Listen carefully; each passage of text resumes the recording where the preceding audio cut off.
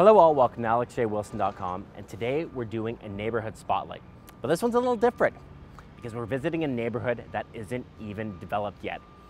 Now you may recognize it in its current state, which is a big mound of dirt just off the DVP north of the Gardiner Expressway. And what this space is the West Donlands area.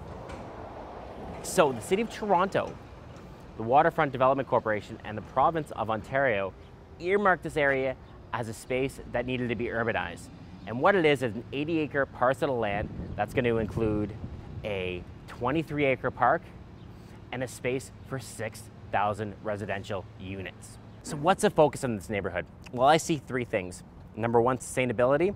Number two, residential use. Number three, community.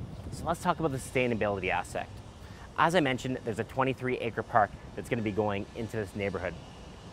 As well, the development is going to be focused on a LEED registration and striving for a gold level registration. That is one of the highest built to environmental standard qualities that you can have. As well, within there is they're really focusing on public transit to get into this neighborhood. So wherever you're standing within this 80-acre parcel of land, you should be no more than a 5-minute walk away from a streetcar. And what they're actually doing is they're extending the Queens Quay line along to the east to help accommodate this. As well as they're actually implementing a European idea, which are known as woofners. And what woofners are the idea that streets are to be shared by both pedestrian and vehicles alike. So they're going to eliminate the curb space and have the actual road shared by both cars and pedestrians. So what that forces cars to do is drive slowly through the neighborhood, and what it forces pedestrians to do is to pay attention to the actual space around them to make sure they're not going to be struck by a car. So that's going to really integrate both the vehicle aspect and the pedestrian aspect and create more of a public space within the roads for you to enjoy. Number two, we're looking at residential use. We have over 6,000 residential units zoned for this neighborhood. The first private developer to come into this neighborhood is River City, and they're going to have 900 condo units within this space spread across 5 different buildings.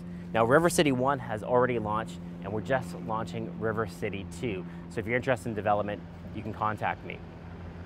Number three, it's all about the community space. So again, as I said, Liberty Village of the East, there's going to be commercial space, residential units, lots of park space, lounges, coffee shops, pedestrian-friendly roads, as well as the Pan Am Games are what really kickstart this whole development. So we're going to have the legacies of these spaces within this area. So it's going to become a destination point for people to visit.